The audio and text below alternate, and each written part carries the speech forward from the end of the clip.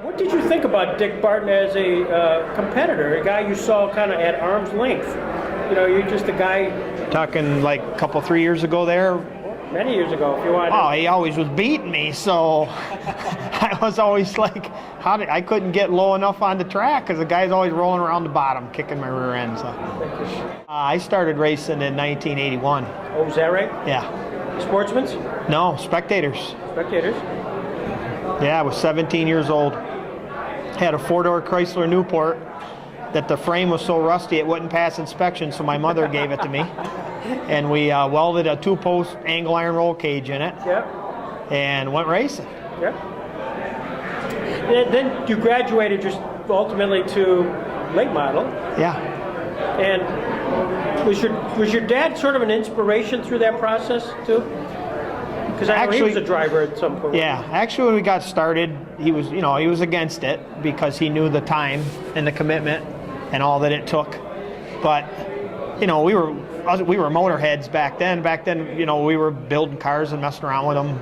Back when my dad ran Sportsman's, my brother I don't think was old enough to go to the races, and I remember my mom saying that we were going to the races that night, and I'd be so excited. And I was one of the kids hanging on the fence down in turn 3 watching Bobby Snars and Jay Pyler. And I mean, I was a huge Bobby Snars fan because he started in the back and he drove to the front. I mean, that was different racing back then. That and eating macaroni and cheese, that was a big deal for the races. So. And then when you finally get behind the wheel. Oh boy. In a late model, you must remember your first race. It says late model. One of my first races with late model, I'm going to tell you, I have fond memories because I passed Ron Stanko down at Conneaut. And I doubt it was my first race, but it was one of them.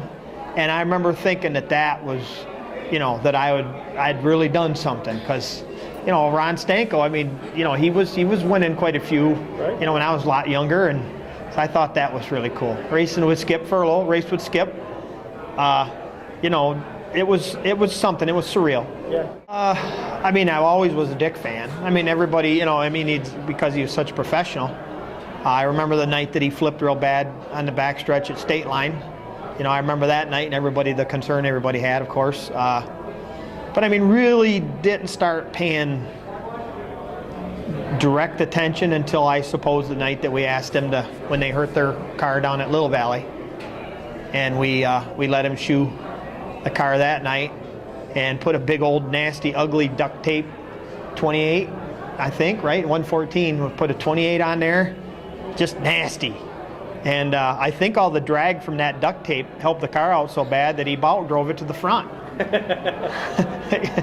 Car tractioned up like nothing I'd ever drove. So, and gosh darn, I think he was in third, and believe it or not, the air cleaner nut came loose, and the air cleaner lid tilted sideways, and it hung the throttle a little bit, and that was the end of our night. But he was all the way up in third from dead last, and they just let him have 2 laps during the concession, which was really unheard of. And then he was driving my car, and I could never do that. So that's when it's like, this guy's pretty good. That's when me and my brother kind of decided that we would make them guys an offer, that if they wanted to, talk and put something together, that we would. So Dick's racing for you, and how did you coordinate the John Lamb team, and then there's the John Lacki, Charlie Lacki team ownership, and how did you had to mesh that? I ain't gonna lie to you. I'm sure if John didn't tell you, there was times I think John wanted to choke me particularly, because me and him both were, I guess you'd say, the chiefs of our deal. And John was the go-to, get everything, wash everything, make sure everything happens. And I was the same guy, a little younger version with our deal.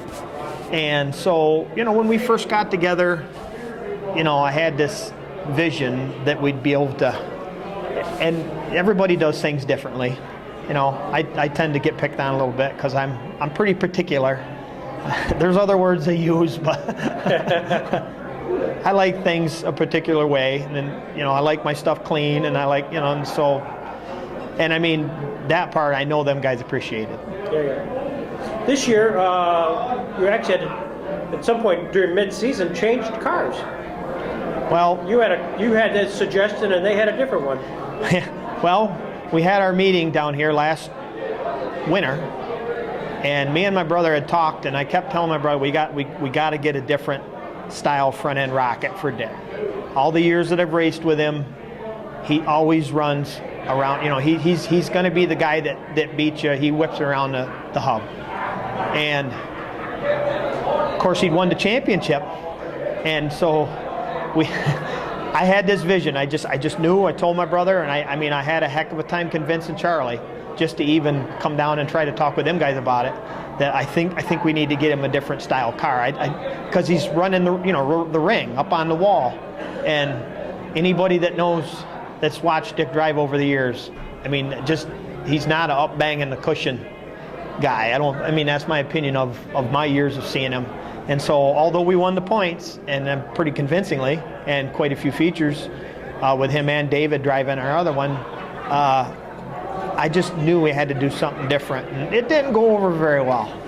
I'm not real forceful, so I spent a good part of an hour or so trying to convince John and Randy and Greg, and I mean everybody that you know what I thought, and I didn't do a very good job, you know, convincing them to where my brother would have just slammed his hand down on the table and said, "Damn it, this is what we're doing." And I don't do stuff that way. He's a salesman.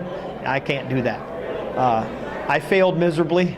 I think when we all walked out of this little room right here, I'm quite sure Randy wanted to choke me a couple times because I didn't exactly word things maybe as the way I should have. I'll tell you the truth, with about 5 laps to go, coming down the backstretch, I literally did glance up at the scoreboard, and I seen the 28 was in second still. And then that's all I had really time for. Yeah. So when it's all over, you pass, you know, the get the checkered flag, and you're then. I seen the people jumping around. Yeah. I still didn't know that he'd won, you know, and then and then it got pretty real. Did you go into pits and come out, or did you actually? No, I stayed out on the track. I bet, yeah. I didn't get to come out on the track for the 79th one because I was in the back ambulance. I remember that. But so I said I'm going to get in this picture. Yeah. So yeah, there was a lot of people out there. Everybody's pretty happy. What made Dick so distinctive? I mean, what characteristics, skill sets that can you put a tag on that? Killer instinct, but in a nice way.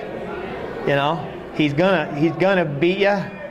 He's just gonna do it nice, you know. And that's my. I mean, just real consistent, real smooth. Brings the car home most every night. I mean, I actually think that he actually bent last year. Believe it or not, we ran the front bumper on both his and David's car all summer. Same front bumpers. This year, Dick did bend one, so I told him that was coming right out of his pay. but he, you know, that's what wins championships. I mean, I've always strived to do that, and it's hard. I seem to hit everything. Honestly, just 10 minutes ago, I watched the 80th feature win. That's the first time I've seen it because I lost a driver. You know, and I mean, they're great friends. And I think John's going to come around next summer. John says that I'm going to be his new project. So.